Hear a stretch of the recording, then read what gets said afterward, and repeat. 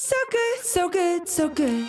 Everything you want for summer is at Nordstrom Rack stores now, and up to 60% off. Stock up and save on the brands you love like Vince, Sam Edelman, Frame, and Free People. Join the Nordy Club to unlock exclusive discounts, shop new arrivals first, and more. Plus, buy online and pick up at your favorite Rack store for free.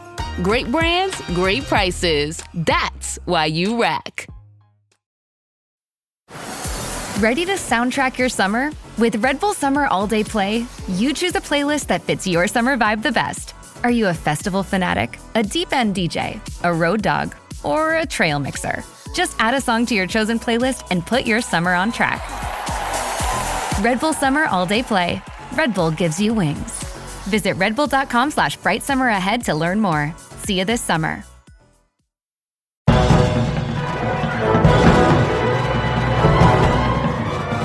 Hello and welcome to episode 501 of the Filmmakers Podcast. This is a podcast where we talk filmmaking, from indie film to studio films, high-end TV, documentaries, and everything in between. How to get them made, how to make them, and how to try not to F it up, in our very, very humble opinion. I'm Giles Alderson, and joining me today as co-host, but actually just the host on the episode, is Connor Burrow. Hello, mate. Hey Giles, how you doing, man? Very good, very good. I'm going to come back to you in a second because I want to introduce our special guest on today's episode. Connor sat down with a director who has an absolute masterclass to share on how to craft emotion, tension, and romance on screen. You know her incredible television work because she directed the BAFTA-nominated BBC miniseries 13, which starred Jodie Comer, and she brought a beautiful fresh perspective to the classic Little Women. Then she took over Netflix with the massive hit rom-com Love at First Sight. But today we're talking about, well, Connor specifically is talking about a brand new theatrical feature film which is out in cinemas right now. It's the highly anticipated adaptation of Colleen Hoover's phenomenal Reminders of Him. It is the director Vanessa Caswill. Wow. So, Connor, by the way, if you don't know Connor, just do a little intro on him. Are you looking forward to this? Yeah, let's see what you got, Giles. Right, okay. You can't be worse than Dom introing you. Thank you. Thank you. Connor Burrow he's the indie film hustler. He's a mastermind behind the indie mockumentary When the Screaming Starts. He wrote, directed, and produced it, and it is a fantastic film. I love this movie. It's a triumph of micro-budget filmmaking. It's sold out in 3 screens at Fright Fest, if memory serves me correctly. Oh, right. And it currently sits at 100% on Rotten Tomatoes. Oh, Jesus, you're doing well, Giles. Thank you. It was actually produced as well with Dom Lenoir, a normal co-host on the podcast, or primo host as he likes to call himself. Before he was directing features, Connor was an actor. He was working on massive blockbusters, including Captain Marvel's Thor: The Dark World. He had roles in Angel Has Fallen, Without Remorse, and Rise of the Foot Soldier 3. Oh, baby. But Connor has guest hosted several major episodes of the Filmmakers Podcast recently, interviewing absolute titans like James L. Brooks, The Simpsons, who came on to talk about his film, Ellen McKay. He also interviewed Sir Ben Kingsley and Christopher Columbus, who directed Harry Potter, but they come on to talk about the Thursday Murder Club. And Connor brings this great dynamic because he can ask questions from both the director's perspective and the actor's perspective. So Connor Burrow, thank you again for doing this interview. Thank you again for now being one of the top hosts, certainly in 2025, 26. How's it feel? It feels good, Giles. I've really enjoyed it. You know, it's I think we talked about it last time with Francis on the pod. You know, it's easy just to sit and listen, and it sounds so easy listening to you and Dom, but you know, it's like you realize there's work that goes into it behind the scenes and pressures that go on. But I gotta be honest, I really enjoy it. It's a lot of fun, and I'm grateful to have had the opportunity to be a small part of it. Well, I'm glad you have. You're brilliant at it, and it's a real joy to have you hosting. How is it doing it on your own? Because it's fine with someone else, right? It's okay, you can bounce, like you go, well, you go next, you go, and you can kind of bounce. But when you're doing it on your own, you've got to keep the conversation going, which with Vanessa, I mean, she's amazing, but still, you've got to keep the conversation going. And it was it filmed as well? I can't remember now. It wasn't filmed, Okay. no. So there wasn't quite as high pressure as it could be. But, going into it, I was like, I'm used to working with Francis quite a lot, as Dom likes to call us the dynamic duo. And I've done a few with Dom as well. And it's nice to know someone's there, in case conversation runs dry or you can't think of the next question. Yeah. But I was a little nervous, but going into it, Vanessa was lovely, and we just had a nice chat. I mean, for me, the main concern is always things like technical, because when we're recording the pod, and we're not being filmed, we have to do the technical side. We have to make sure we're getting nice audio and things like that as well, which you don't always think about. So that was a nice challenge on the new mics as well. I told her, Giles, about your mic situation. Yes, this was the first time, ladies and gentlemen, boys and girls, that we used microphones that were brand new. This was the first interview we did, because not long before that, they'd been stolen. Had our mics that had been used for the past 9 years and 500 episodes, pretty much. And suddenly, episode 501, this is the first time the new mics have been used. And so that must have been, frightening. It's frightening. Sort of twiddling the knobs and making sure it's the right level. Yeah. Yep. Not easy. All the technicalities, the movie magic. The movie magic behind the scenes that most people listening to this podcast do not know or care, to be honest. About. Yeah, we can cut this out. We won't, because it's funny. Let's talk about Vanessa and what you chatted about, what you learned from this, and what our audience will glean from you chatting to Vanessa. Yeah, so obviously starting straight out of the gate, we were speaking about, like, how do you adapt a book, a very successful book at that? For me, that's something I've never done. I've always been intrigued, like how loyal you stay to the source material, or do you just like kind of take loose inspiration, the main characters and the main, gist of the plot, and then go and do your own thing? So interesting to talk about that. Yeah, it must be. I think because it's such a huge book, she's such a massive writer as well. Colleen Hoover, so well known. I remember the screening I went to see, there was people whooping, cheering, they were expecting things, they were getting excited with the sexy moments. But I really enjoyed this film. I thought it was just really well done. I enjoyed the whole sort of scenario behind it, what it meant. I thought performances were fantastic as well. It really, I don't know, I think it's really hard to adapt a novel. I have done it with The Stranger in Our Bed, making that movie. I'm doing it again with a new one coming up. And it is difficult because you've got to get close to the source material, but then you've got to give it its own life as well, because it's now the imagination of the people who are watching before they were reading. It's just their imagination. Now they're watching and these things are coming to life, and it can be difficult. What are your tips, Charles, and your experience from working in that medium or translating one medium to another? I think when you're moving a novel to film, you have to keep it interesting to what's happening on screen, because if you're too close to the source material, well, a lot of the time it's usually in someone's head, and that's very hard to get across when you're trying to keep the action going, the thriller movements going. So you've got to be quite brave and cut things and try and keep it moving.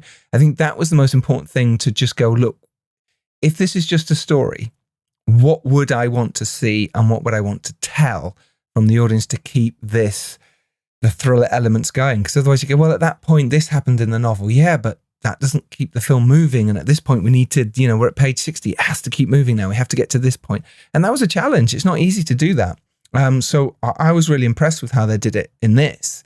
Because the novel is very much told from the two sides of our wonderful actors. You jump in between Micah Monroe's character, which was called, oh gosh, name was Kenna. Well done. Yeah, Kenna. And then Tyreek Withers is Ledger. I couldn't forget that name. Jeez, he's called Ledger. And in the novel, they're going between the two. So they've got one chapter with Kenna, one chapter with Ledger. Here, it was very much Micah's story. And I really liked that. I thought it was much, even though Tyreek's character, Ledger, did come involved, but I really enjoyed the fact that it was done that way.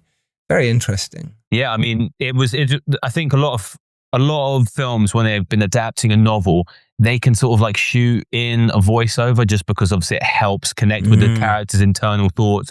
In a way, it's closer to the novel. But in this film, they managed to do it in quite an organic way through the use of the journals and whatnot. And I thought that was a really interesting way of tackling what can be a problem for a lot of films. Yeah, I thought that was great. I really did. And Reminders of Him is just, it's already made a lot of money at the box office. It's already doing really well. Yeah. Great, it's blown up already. I think it's number one in the box office right now. And it should do. Michael Monroe is an amazing actress. Yeah, she was fantastic. She's fantastic. And the kid is amazing in it. Oh, the kid was phenomenal. And that's something we talked about as well, Giles. Like how do you get these amazing performances from such young talent? Yes, and it is. And maybe we should make that a topic of the week.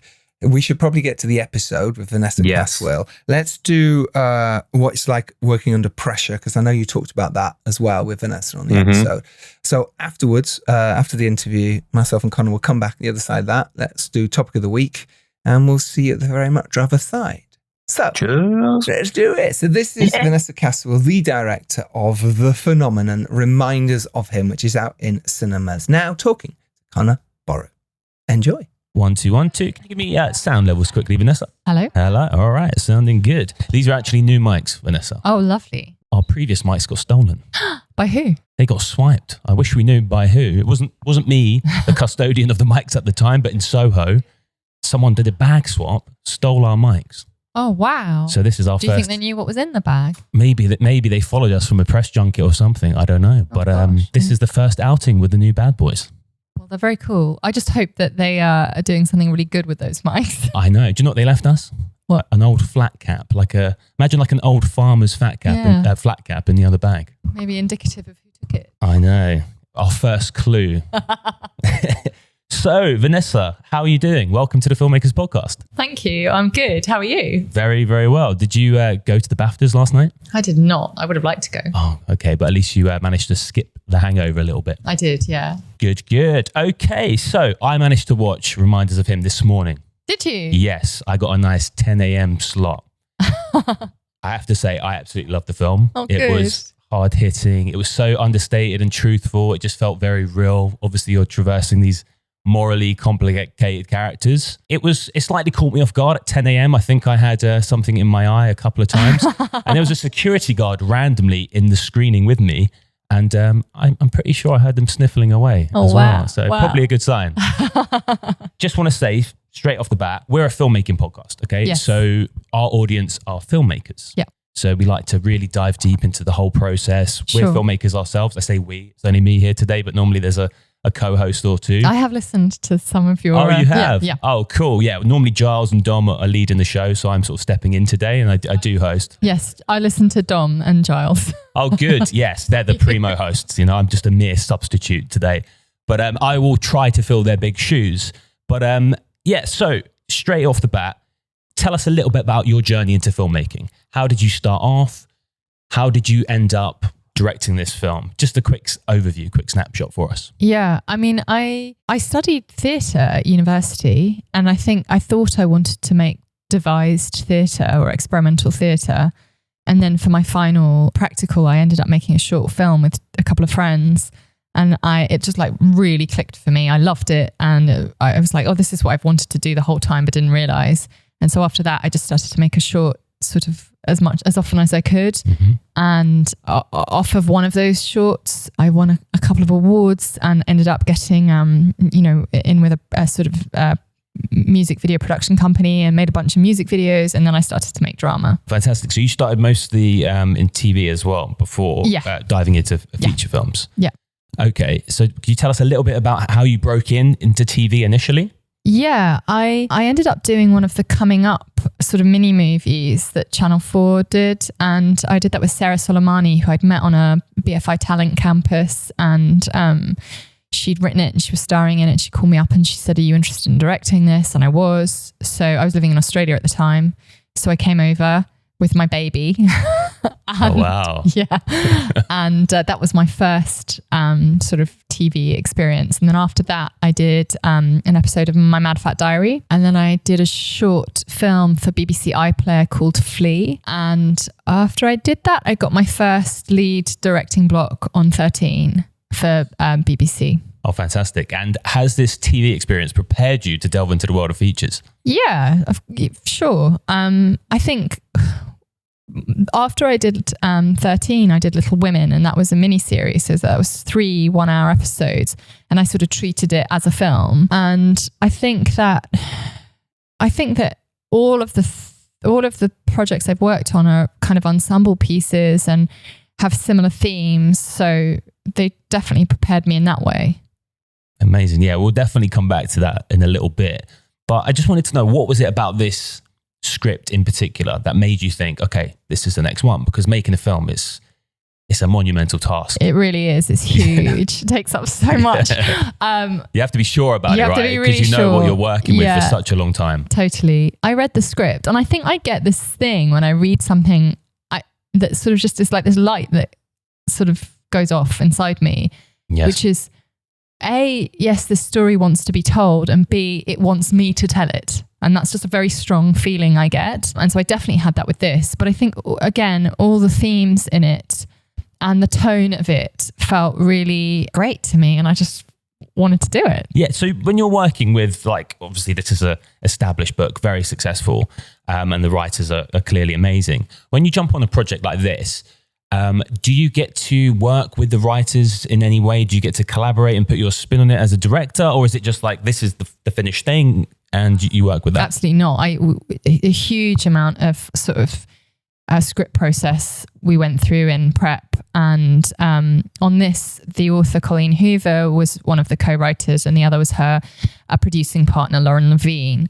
But, when I first got sent the script, they were so open to any suggestions I had, and we worked a lot on it to our shooting script. Yeah, that's a dream scenario, because I think there's a cliche of working with writers. You're always worried that they're going to be so precious, but actually a lot of the time seems like they're not, Well, no, I think they just wanted to get to the kind of to get it to as much kind of emotional heart as we could, and we also. The script kept on shifting, and it shifted once the actors were on board as well, and they'd read it and they were like, I don't feel like this works as well as this would, and so we then changed it again. Right. So what's the main challenge, would you say, from directing a novel? Because obviously it is a different medium, and there's always the element of, okay, in a novel we can just fully explore the characters' inner thoughts at any time, whereas when you're trying to translate that to the screen, it doesn't always work. I feel this worked really well. I love that you also had this bridge with the journal, which kind of gave us that extra little bit of insight into the character that you don't always get, but it just worked perfectly for this particular story. Yeah. So what was the main challenges about adapting a novel and translating that into cinema? Yeah, I think you're right. I think one of the biggest challenges is how much material there is and how you have to be really selective about what you're going to draw out. I think, and certainly when I was directing Little Women, that was a huge challenge because that's a very big, dense text. Whereas I think we could be a bit more selective with Reminders of Him. There was just some clear things we didn't have that we chose not to have, but they're quite simple. And I hope fans aren't going to be upset. I don't think they're like, it's basically Ledger's parents are characters in the. Okay, I haven't actually read the book, right? But interesting. Well, they're in the book, but I don't think they're sort of. I don't think anyone's going to miss them. And there's a few other sort of minor things, but fundamentally, I think that we were able to translate what's in that book to screen. I think one of the things that's challenging when you read a book is obviously you're so immersed in that character. Or in the case of Reminders of Him, it's written, it swaps protagonist chapter by chapter. We go between Ledger and Kenna the whole way through. And that would have been a choice, in the script, in the screenplay to sort of do that. And then it wouldn't, I don't think it would have worked as well. But, you really get to, when you're reading a book, you really get to feel what that character's feeling, like where they are in their breath and their body and how they're holding and what they feel when they're looking at that person, all those things. You can't say that. You don't have a narrator. You just have to try and capture it. And it's a non-verbal cue that the audience either gets or they don't. Yes. But I really want to capture all those things so that I sort of get very attached to the book and all of those little sensory details and try and make sure it's all translated, even if it's not in the screenplay. Yes. So, for example, I feel like when I've watched certain translations or even films that just utilize a voiceover, sometimes it's really overdone. Yeah. It's just like it's really used to over-explain, but I feel like you really struck a lovely balance with when you used it and again, connecting it to the journals, which are such an important part throughout the story. So it felt organic as opposed to exposition, if that makes sense. Yeah, oh good. I'm glad you feel like that. Because initially we were only just going to have her reading the letters and never use a voiceover. And then as the edit process kind of progressed, it actually felt like important that we needed a bit of it. Interesting. You answered my next question. I was going to ask that. Was it always a choice to have the voiceovers, or did it evolve? Sounded like it did. No, I think we wanted to try and be as restrained as we could be. And just because the letter writing is inherent to the plot and inherent to the story, we were always going to have the letter writing. But maybe, I think we considered the voiceover, but we didn't feel like we needed it. And then when we got to the edit, it was actually like, no, I think we do need to introduce her with her letter writing. That is sort of character driven and really gives us insight into who she is. Yes. No, I think you navigated that very artfully. Thank you. So let's talk a little bit about the casting, because this was an amazing ensemble. You said your previous work, you've had that sort of dynamic before on set. Yeah. How do you go about casting such a vast array of actors that all just seem to gel so well together? Yeah, I really love doing that. I love it when there's sort of a community created and a sense of family created. It makes me so happy. I think that's like one of my, when I'm not being a filmmaker, things I love to do. Just like, anyway. Bringing people together. And creating like a sense of joy through that. And that definitely happened on this film. It was a very, very joyful experience, even though we were working with quite hard material. And it's a sort of uplifting studio movie, but actually the essence of it is it's about grief and it's about loss. So it's hard. But, I think it's really about individually looking at each character and just trying to find the absolute perfect person to play that role and not sort of stopping until we feel like we have. Right. So do you stick visually to the characters that you've read in the book? Again, I haven't read the book, so I don't know what they're meant to look like or their sort of vibe, I suppose. Do you stick rigidly to that, or is that a bit more free flowing, just trying to capture the essence rather than the visual look? I think for me personally, it depends on how descriptive they are in the book. Like in Little Women, Jo March is so clearly described.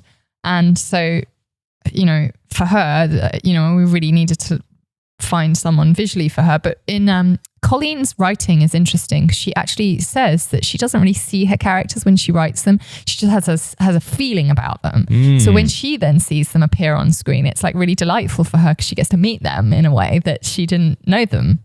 Do you know what I mean? Yeah, Colleen sounds cool. I want to meet. So cool. She sounds like the best writer you could hope to work with. She's honestly one of the loveliest, coolest people I've ever met. She, there's little clues, and I think for Ledger, he's an ex-footballer, so he has to be. That's a non-negotiable. This guy has to be physically imposing and big and strong, right? Yeah. That's something that we knew we had to find in Ledger. But no, I think other than that, it's about capturing their essence and their energetic quality rather than the way they look. Makes sense.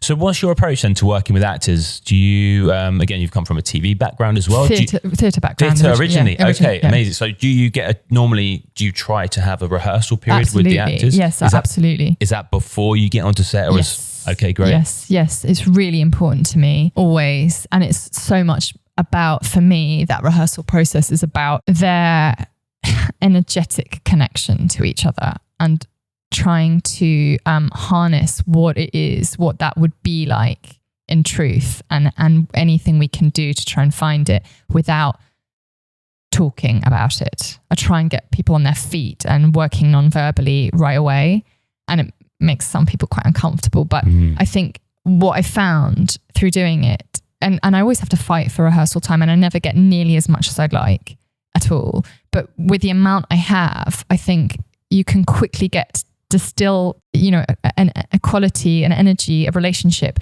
to its absolute heart and essence very quickly if you do it non-verbally. Yeah, I mean, I think just keep fighting that good fight for all of us as filmmakers, because it's something that doesn't always happen, especially a lot of our listeners, they're independent filmmakers, so they're working on tight budgets. Yeah. Sometimes they've only got cast for a very short amount of time. Well, exactly. I think it's the same. Yeah, it's they come in the day before, and it's like, you've got maybe an hour or two.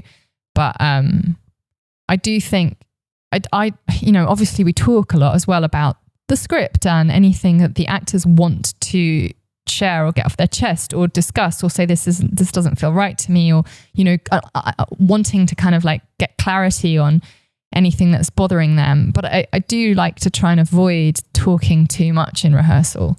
Yes, I think I actually used to be an actor myself. Oh, did you? Yeah, I loved, getting out of your head sometimes. Yeah. It's nice to discuss things. It's nice to have that But process. just to be in your body straight away. And sometimes that guides you more than any sort of intellectual conversation can. Like, I think that we found out so much from 2 simple exercises that we did that lasted 10 minutes all up.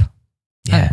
Yeah. And you save, I think you save time. You haven't got 40, 50 people standing around the pressure. You have that little bit of time with the actors and you can just solve so many issues that would otherwise either make a worse film or just take more time, which you don't have a lot of the time on set. Yeah. I wanted to ask you, actually, this is a very specific question.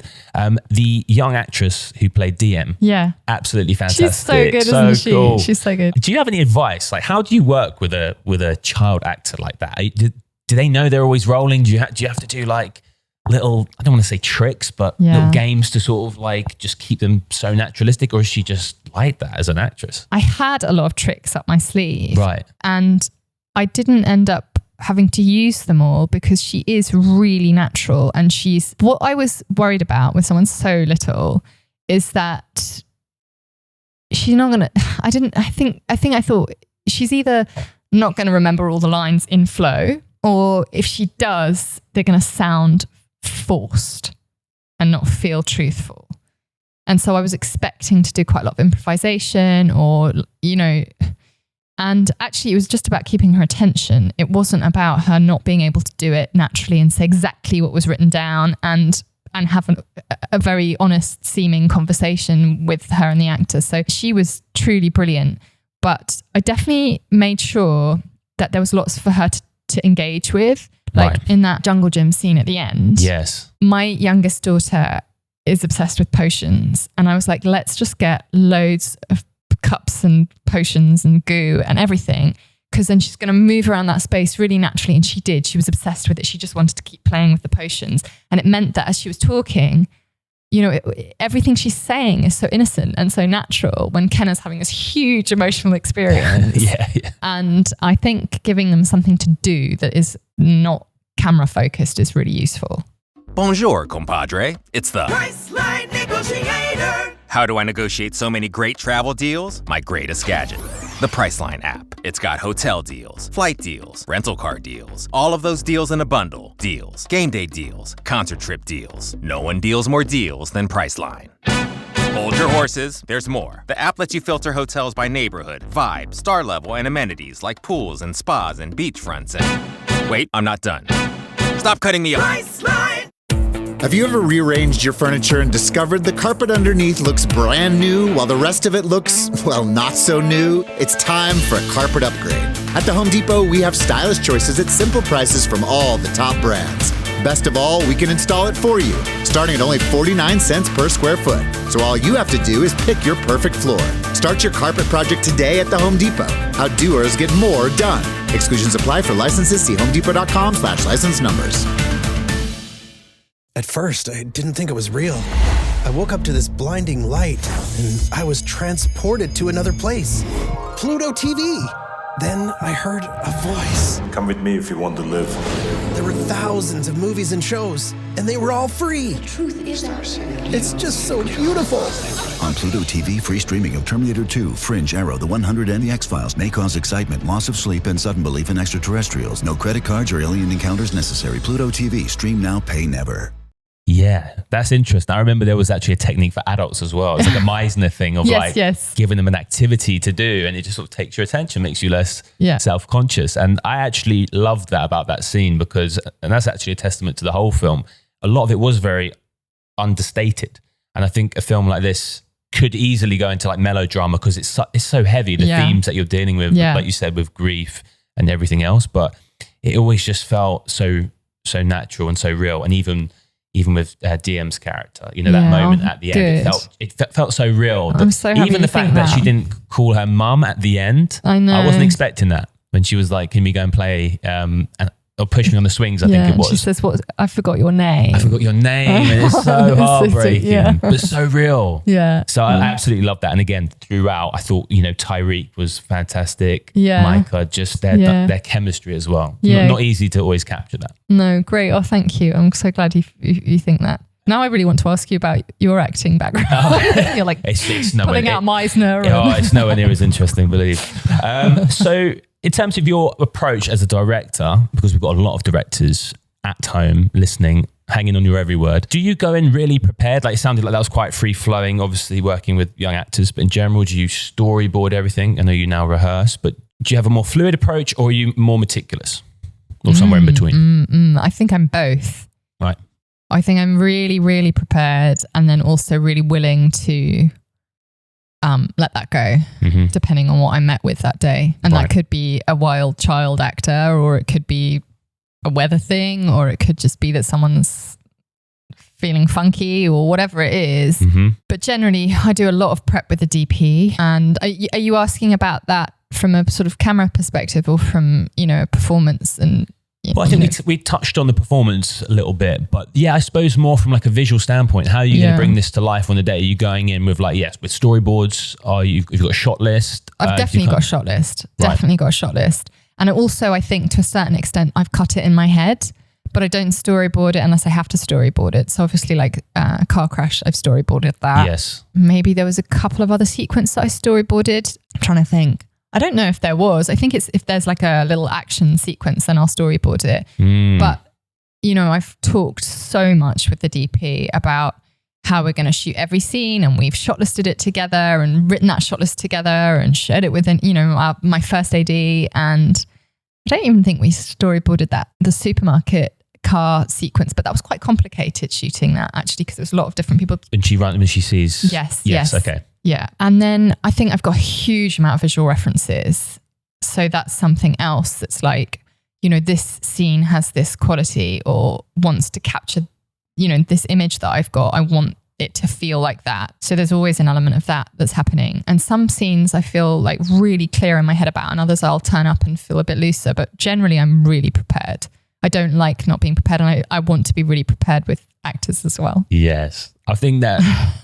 preparation gives you the freedom, doesn't it? When you get those curveballs on set, if you've got a plan and the core of what you're after, you can then adapt and change. Totally. Because I don't know how it is on, you're working at, I'm sure you didn't have enough time or money. It seems like that's always the case. Always, of course. But how is it when you're on those bigger sets and things don't work out well? Did that happen? Were there any days that were really challenging for weather, or just logistics, or locations, or whatever it may be? Yeah, there was some challenging days, but I will say, because this was obviously my first studio movie and my first time working at that kind of a budget, it was quite, it was really delightful for me, and also quite surprising for me that I would obviously, in the past, and making short films or whatever, you have like a plan A, plan B, plan C, because you don't know, you're winging it a lot of the time, and you don't know what's... And it was so nice to walk away from so many scenes going, oh, I got my plan A. Okay. And then again, because... What is just plan A you talk of? Plan A. Whatever like my dream version of the scene is, I get to walk away with it like that. And I haven't had to compromise because something's gone wrong, or because, my last film I shot during the pandemic. Oh, wow. And it was a third of the budget. And so there was all these things, all these curveballs all the time, just flying at me. Like, we were losing locations a day before all the time on that because of the pandemic. And so, I rarely walked away and went, oh, that was plan A. It's like, it's plan B. It's still good. It's still got the emotion. Yes. Or it's plan C. That's really not what I wanted to do, but it works. I don't really feel like I walk away from a scene thinking it's not going to work. But it was really lovely to have that, this such an elevated crew, such a brilliant crew. I was going to ask, do you attribute this to having more crew, more experienced crew, more time? Yeah. Or what do you think the main factors are for getting that plan A more consistently? All of those things. And just the crew was so pro that anything I asked for, it just sort of magically happened. There was I didn't have to watch the messiness of that. Whereas in the past, I've always been part of that and seen that. And I just was like, wow, okay, first time, great. Crane shot, amazing, great. let's shoot it, and that felt new to me. And maybe that's just a sign of my inexperience. But if you want any stories about difficult days, I have some. Please. Yeah. I think our filmmakers at home, they find, what's the word I'm looking for? Solace in the fact that they're not alone, because it can feel like, it's just my film's cursed. Oh, no. At times, your feature is like, it seems like the universe is challenging me here. Like things that would never normally happen are coming at me left, right and center every day. Like random things that wouldn't happen on a normal Tuesday. Oh, great. The power's cut out, or the weather's horrific, or whatever it may be. I personally think that has to be expected, whatever film you're making. Yes. I've never not had that on anything. But with the day that was a bit of a disaster for me, although it's worked out fine in the film, was we had this beautiful lake that we'd recce'd for this lake scene that the two actors go in. Do you remember that? Yes. Before the big accident. Yes. And so we were all set to go and shoot that in the day, but at night we've got to do the actual accident, and we've got to do it in one shot, and we've got like 8 cameras to do that, crash cameras. It's all set up. It's a huge stunt shot in this ravine. But I'm not even thinking about that. We're just trying to get to the lake. And I get a call first thing in the morning saying that the lake that we've got a dam has burst, and we can't go in that lake. And so, of course, we'd already planned how everybody's going to get all their gear to the lake, a to nice the beach. smooth transition, all of that. And so I'm like, okay, we've got to go recce another lake down the road. So me and my first AD and the crew are sort of charging down this huge Canadian lake beach.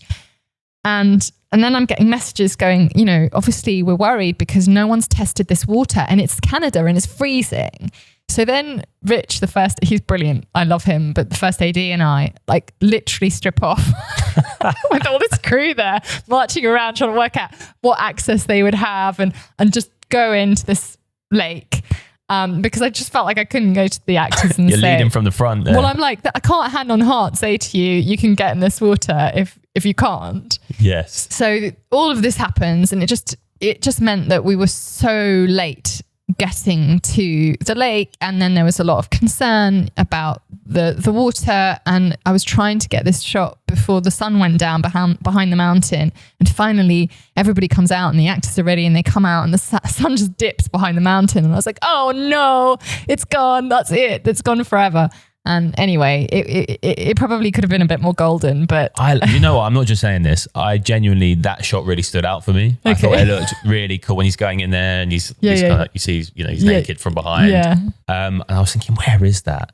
It looks absolutely stunning. It's beautiful. It's Canada, you said. It's Canada, and all the lakes we recce'd were beautiful. But it was just one of those very chaotic days. And then we were like, shit, we got to get to the other location for the car, because if we don't shoot the car at like twilight, we're not going to get it, and this is a very expensive shot, and so it was just a mad chaotic day in that way, but we solved it and it was fine. How do you navigate that pressure? I try not to let my stress go on to anybody else. Mm-hmm. I did go and sit on a bench for a while and told everybody to leave me alone. I was like, that's quite reasonable, I think. I'm just going to sit there here and look at the lake for a while. Maybe that cold swim did you some favors as well. It definitely gave me some vibrant energy that day. But try very hard not to let people know that I'm really stressed out. It's gonna happen, but if you can shield your cast and crew from it, all the better.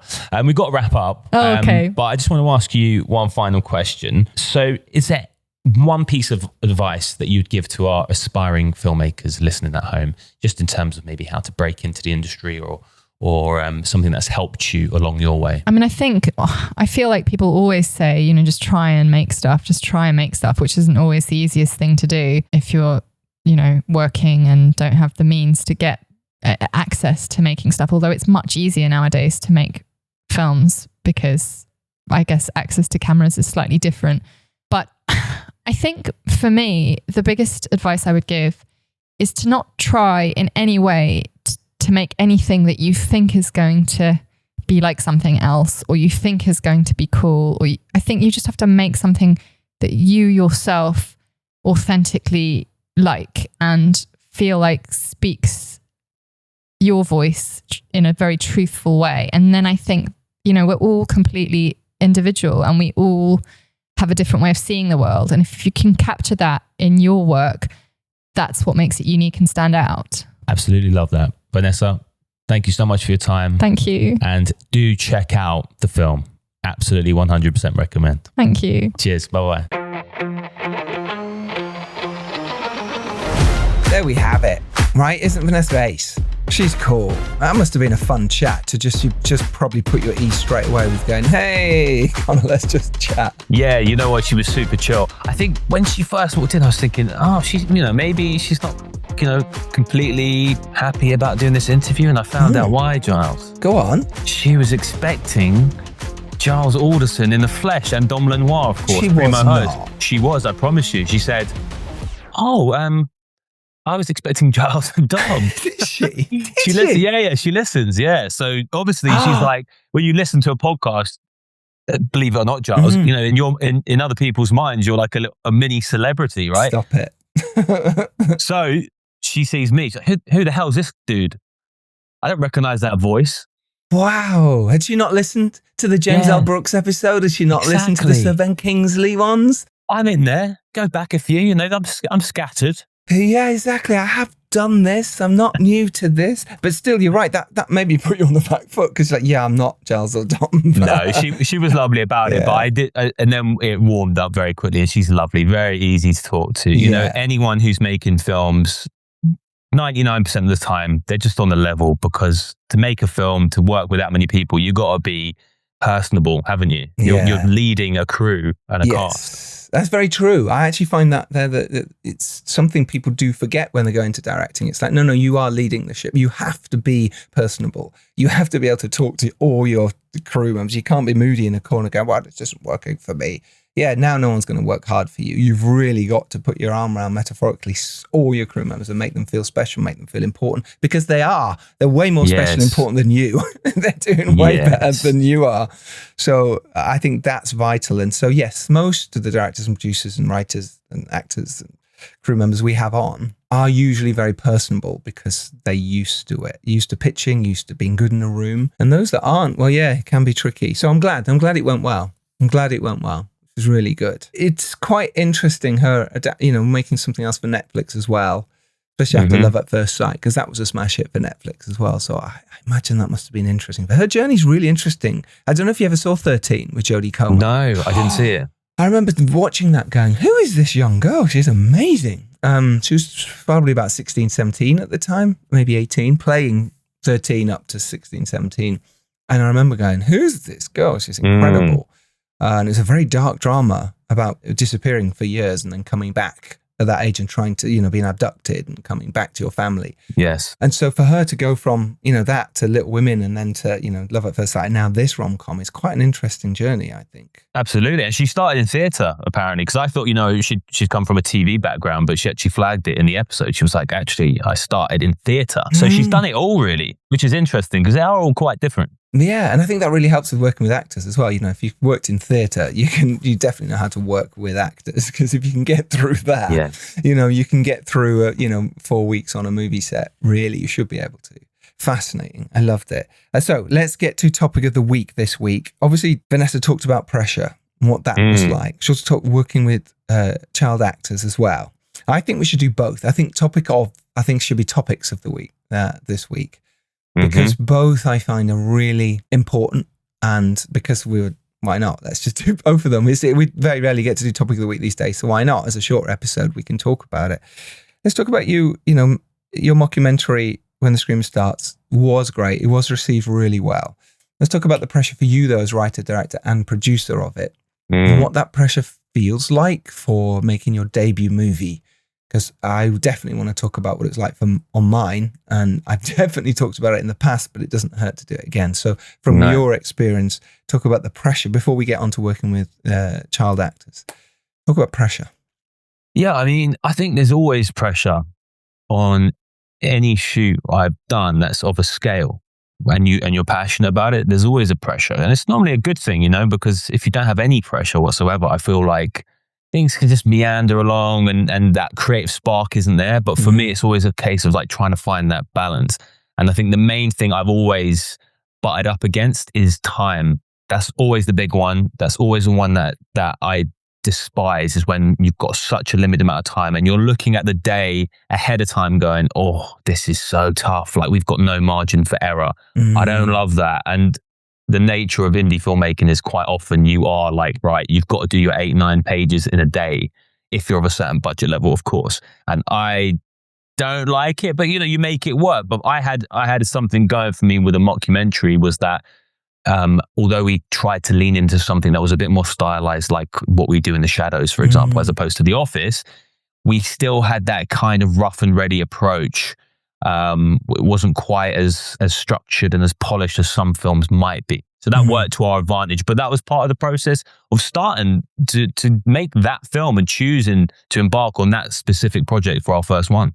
Yeah, it's quite interesting you chose that for your first one. I think I understand why people go, oh, well, let's do a mockumentary type thing, very The Office, very that way, because it feels like if the camera's not as good or the lighting's not as good, hopefully it sounds amazing, but it's okay. You can kind of get away with it. If you don't have the budgets, if you don't have the time, it's like, well, let's just shoot something and the audience will forgive you if the continuity jumps or whatever, right? You can get why people would do that as a maybe their first film. However, When the Screaming Starts is a stunning version of this, because everything's so well made and so well shot and so well. You still think it's a documentary, but at the same time, it's very well thought through and planned.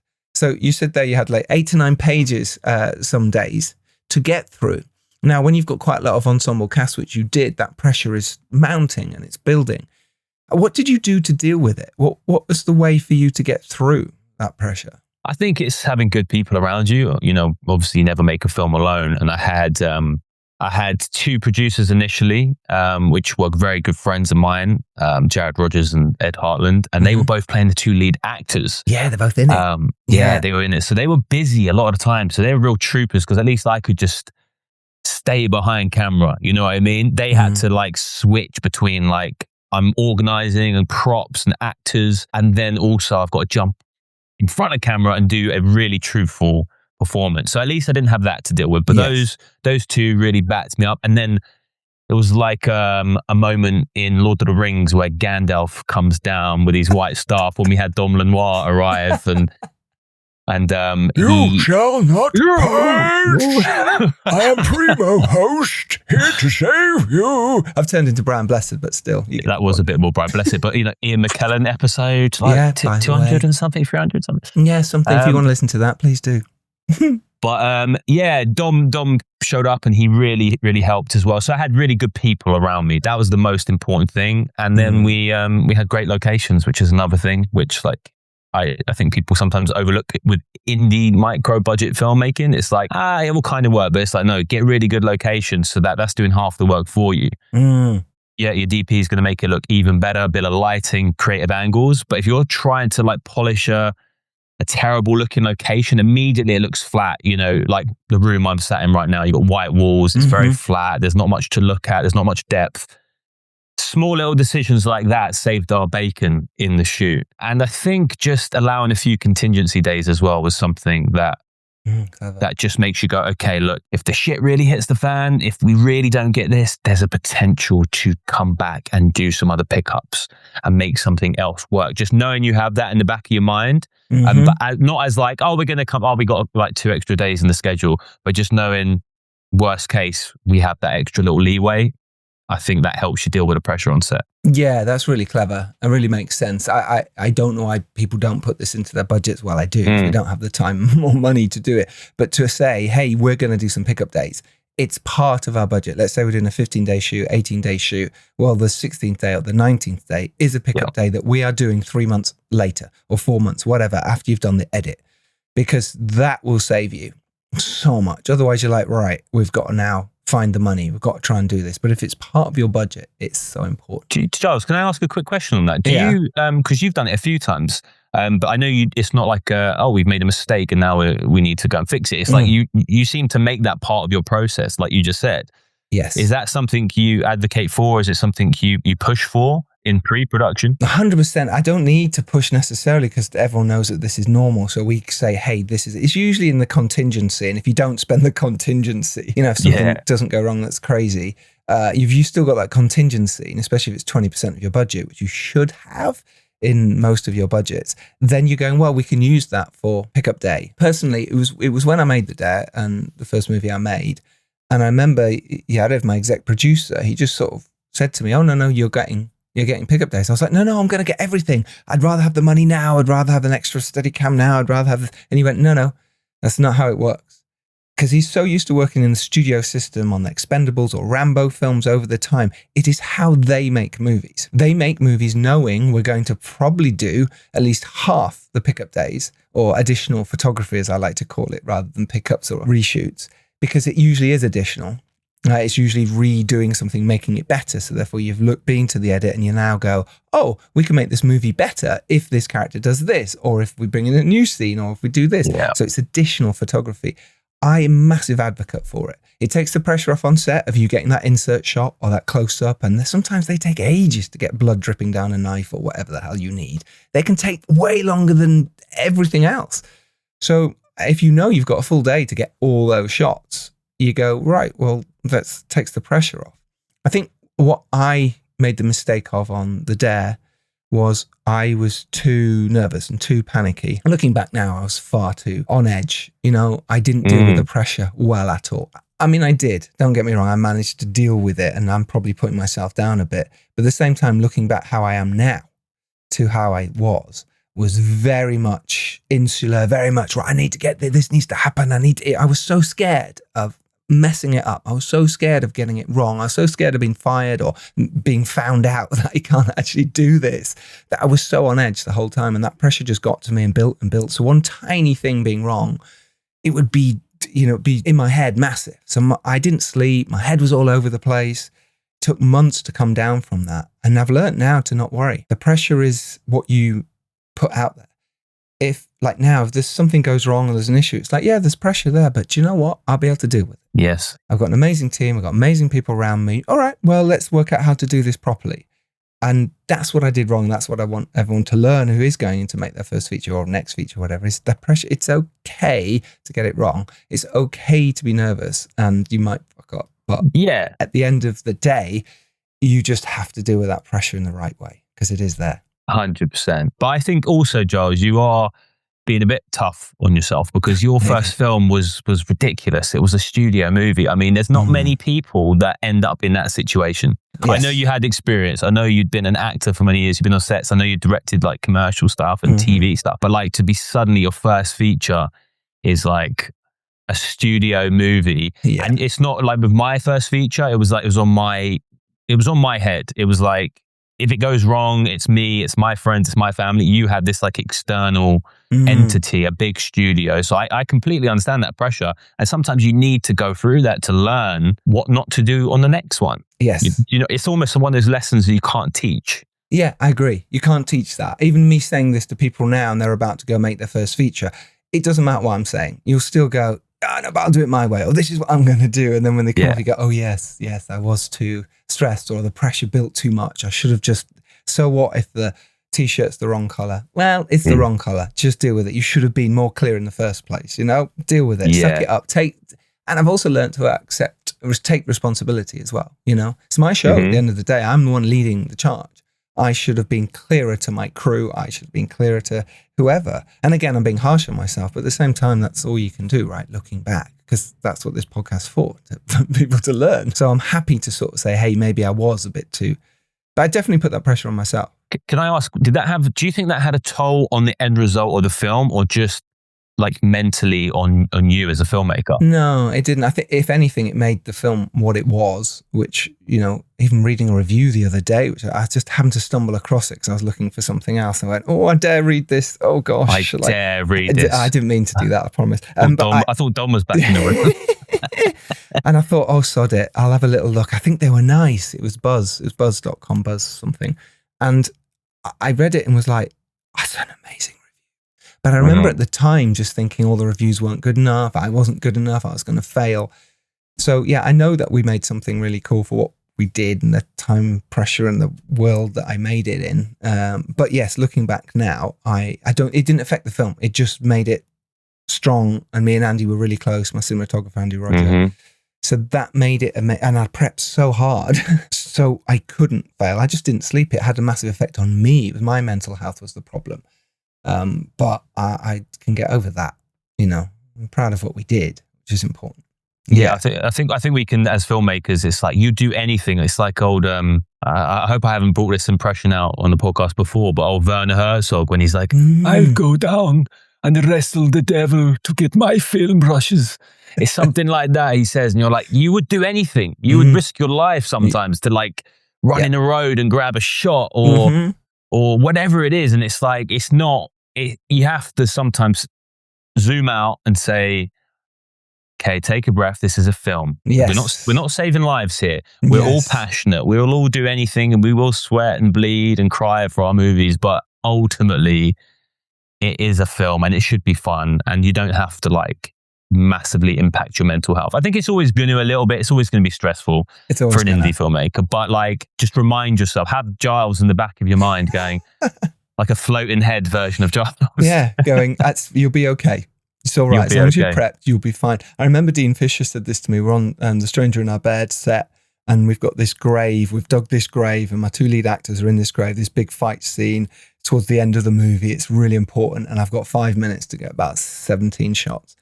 And I remember just going, the light wasn't working, it was raining, it was, everything was going not wrong, but it was just like, how are we going to do this? And I remember Dean Fisher, my producer, came over to me and he just kind of stood next to me, a big smile on his face. And then my brain's going mad, going, how are we going to do this? Right, I can cut this shot. How about I do this?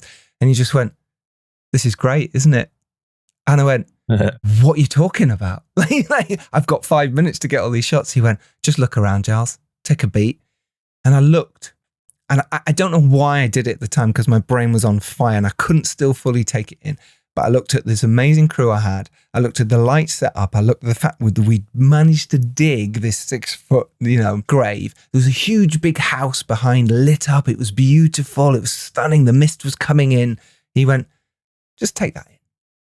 And for a second, I just went, he's right. How amazing. And then straight back into making it.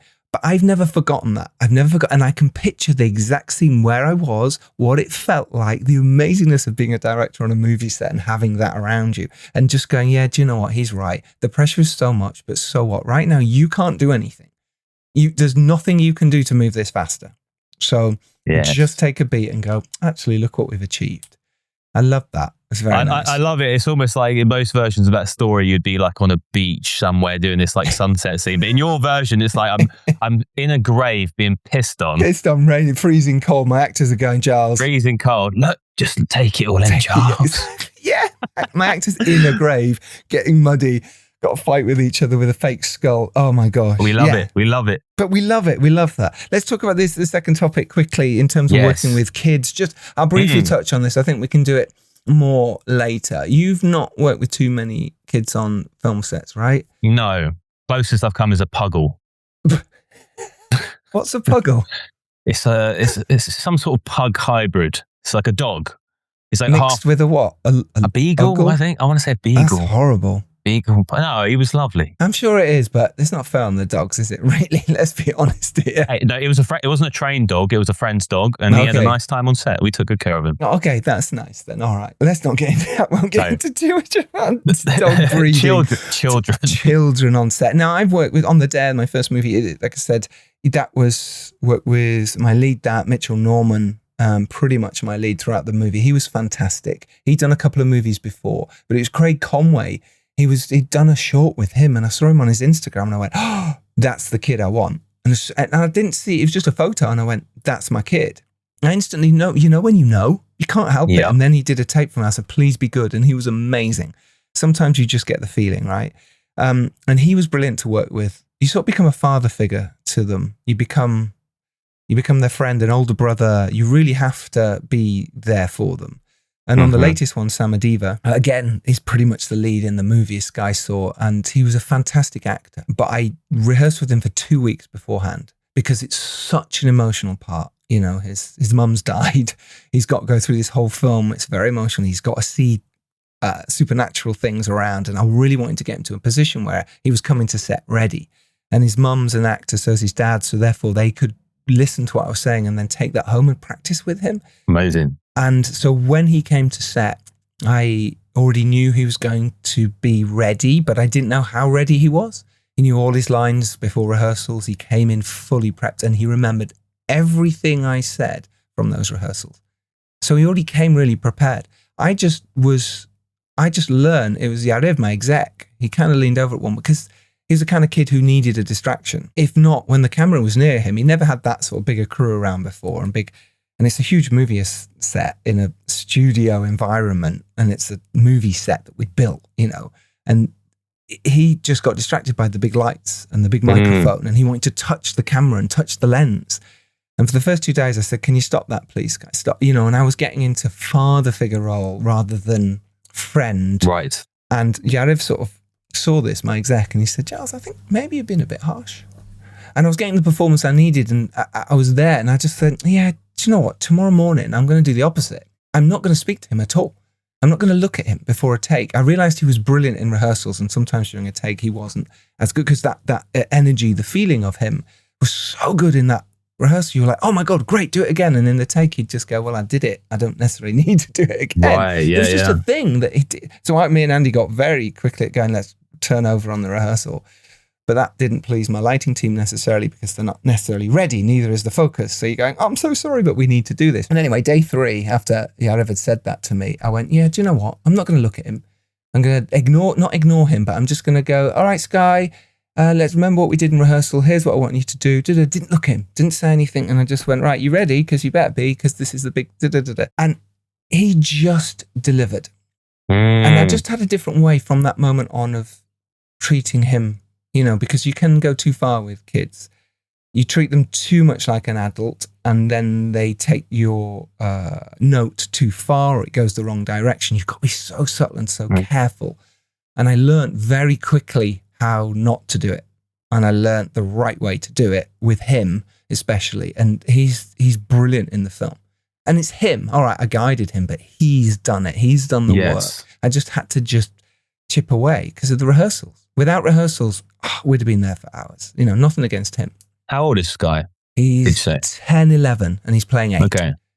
Yes. And for the additional shots we did, he'd grown. The pajamas he had to wear had literally gone up to his, shins, sort of even higher, Nellie's knees. And we're like, "Oh my God, he's grown massively." So we got away with it just.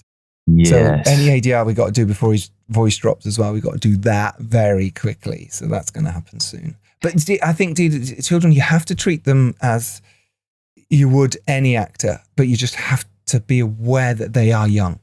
And luckily, I've grown up with 2 amazing boys as well in the house as step kids. So I've been able to, You're around kids a lot. Yeah. So you're able to talk to them in a way. And I really enjoy working with child actors. They just bring something different.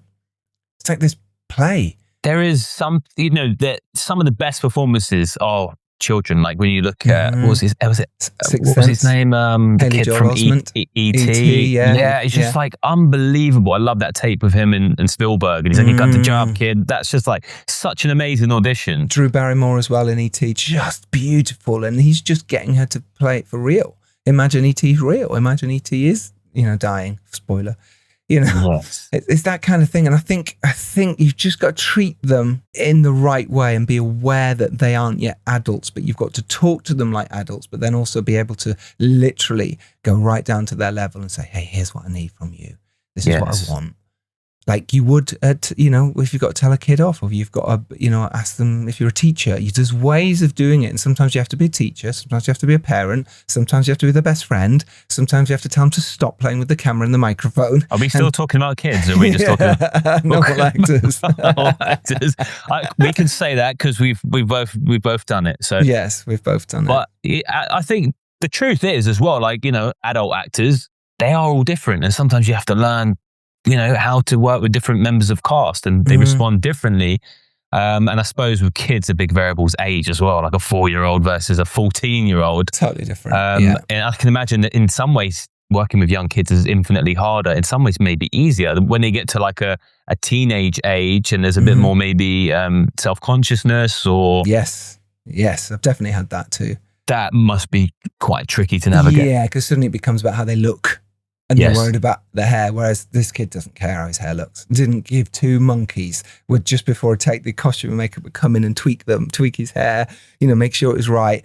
They would go to Anne standing by, turning over, and he'd literally run his hand through his hair and move his jacket. And just because he just didn't, he was like, I don't care. And quite rightly. And it doesn't matter in the film. Of course, they're amazing. My team and the continuity team did the best they could. But if he's going to do that, literally as we're turning over, they're like, oh, can I come in and tweak it? I'm like, no, because if that changes his performance, and performance is key. Has to be. You get it right. If you get a good performance, people will forgive continuity. I mean, really. Absolutely. It has to be priority. Did you do any improv out of interest with the younger actors? No.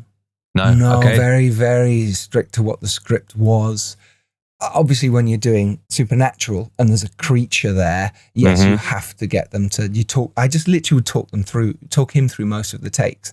This way, you're seeing something there and it's coming out. I'd be literally screaming and sweating myself by the monitor going, you're seeing it now, it's attacking you, it's getting out. I was in that I want to see that zone. BTS, I want to see it. Someone's probably got it somewhere, but I'm going mad, because you're trying to get them scared. Or I do little things where, knowing there had to be a jump scare, I would give him a jump scare. So I'd tell him we weren't turning over. Say it's a rehearsal, ignore this one. And I'd have two bits of wood and I'd clap it, near him. So he'd go, wah! So you get that real reaction. Yes. Because it's so hard for them to recreate it over and over. It just can look fake. Even for real actors, right? It's very hard to do. It takes skill. Yeah. It is a skill. So you've got to go on their natural reactions and what works for them. Hence why turnover on the rehearsal, because that's when they're just doing it so naturally and just saying it. They just say it.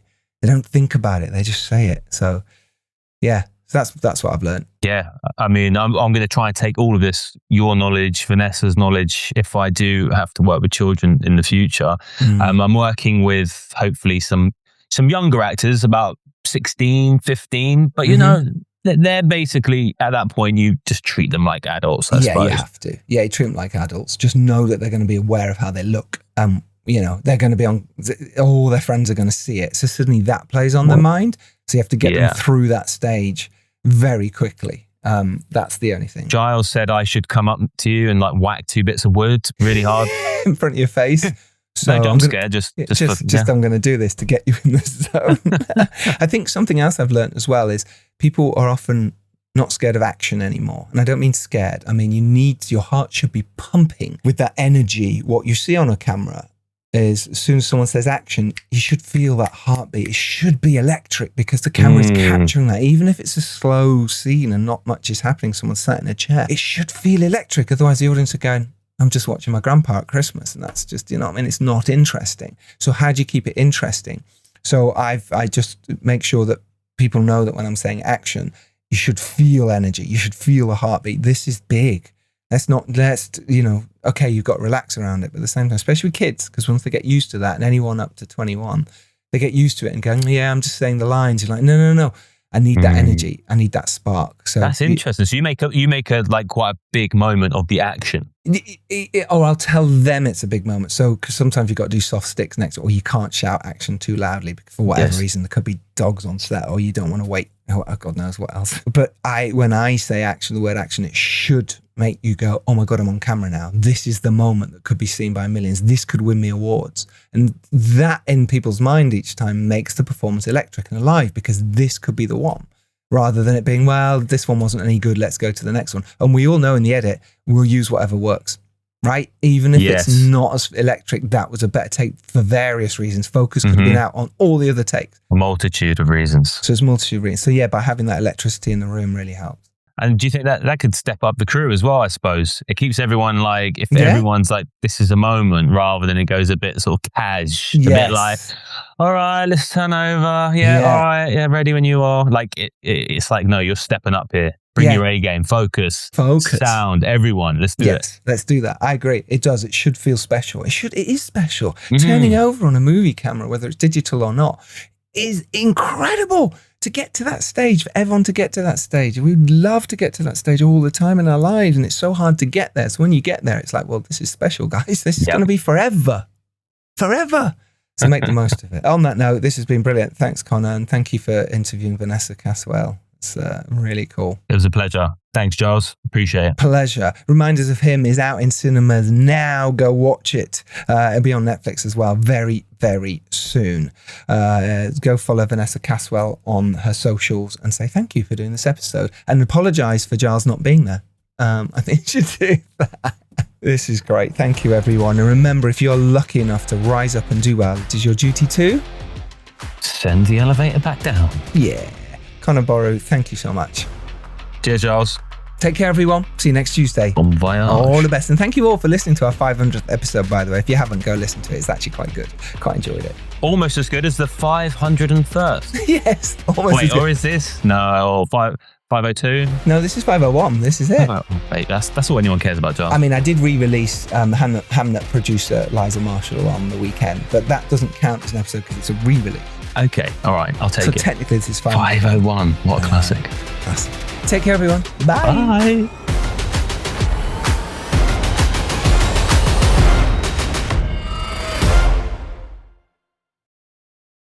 Health starts with what's on your plate because a healthy meal is more than food, it's a foundation. Nutritious meals help kids thrive in school, parents at work, and seniors in their communities. Help us put food at the center of better health for everyone. Give now at feedingamerica.org/health.